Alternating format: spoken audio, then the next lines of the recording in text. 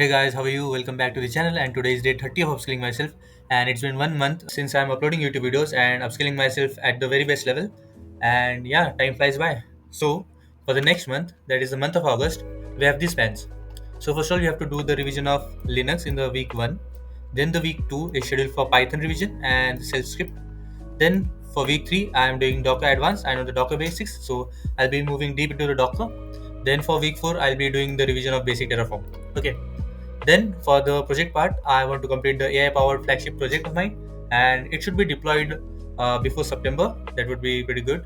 Then for DSA, I should solve at least 100 DSA questions, and 80 of them should be medium or hard. And then I'm planning to go deep into the backend for industry standards, and I want to continue YouTube, and I want to write two good blogs regarding maybe DSA or let's say new technologies that I learn, and then two one shots for revision. So these two one shots are like if you are preparing for interview, if you have an interview tomorrow, so day before the interview, you need to revise every concept in like 1 hour or 2 hours. So I'm creating one shots for particular topics like AWS in 1 hour or the complete MERN stack revision in 1 hour for interview purpose. So yeah, I'm planning to do two one shots for revision purpose in August.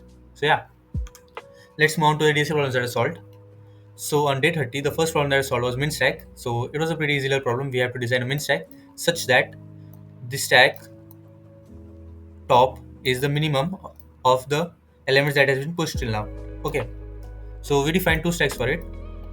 Then when we push the value in the stack 1, we create two stacks.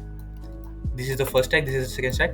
In the first stack, we'll always push value no matter what, but in the second stack, we should push only if the value is less than the top of the second stack. Okay, then for the pop, if the second stack dot top is equals to the first stack dot top, which means these two elements are same, then we can pop second as well, or else we have to pop from first anyways. Okay, then in top we have to return the top, then get min we have to return the top of the second stack. Okay, then the second problem was removing stars from a string. So we have been given a string and we have to remove the stars.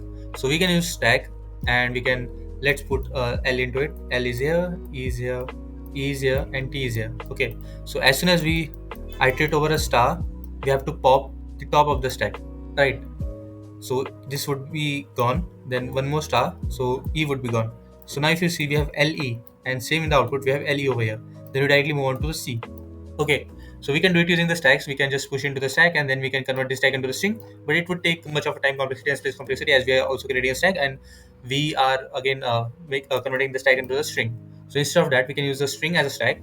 So we define temp as a null string, then we traverse the whole string.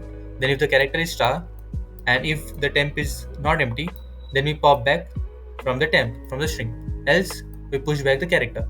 It's that simple, and then we return the string that we have created. So the final problem was number of recent calls, and it's an introduction to queues, and it's a very easy little problem.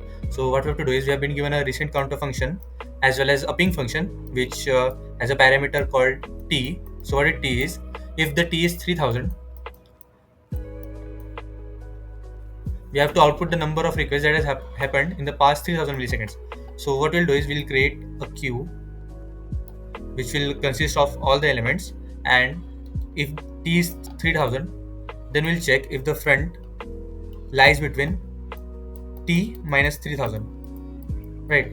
So if the t in this case is 3000, minus 3000 is 0. So if the front is greater than or equals to 0, then it's valid. If it's not, then we have to pop the front, and then we have to return the size of the queue. Okay, so we've done the same. We have to first of all empty the queue when we restart the counter. Then when we get the ping, we first of all push in the queue, and while the queue of front is less than t minus 3000, we have to pop it, and then we have to return the size of the queue. It's pretty easy. For the development part, I did AWS revision and practice some of the services, and I did YouTube stuff and did the revision of all the DSA problems that I solved now. So in the month of July, I solved 82 DSA problems, and out of this, like 20 were easy and 2 were hard, and the rest 60 were medium. Okay, so for the next month, I am planning 100 plus DSA problems, out of which 15 to 20 should be easy and 80 plus would be medium. So thank you guys for watching, and see you on day 31st.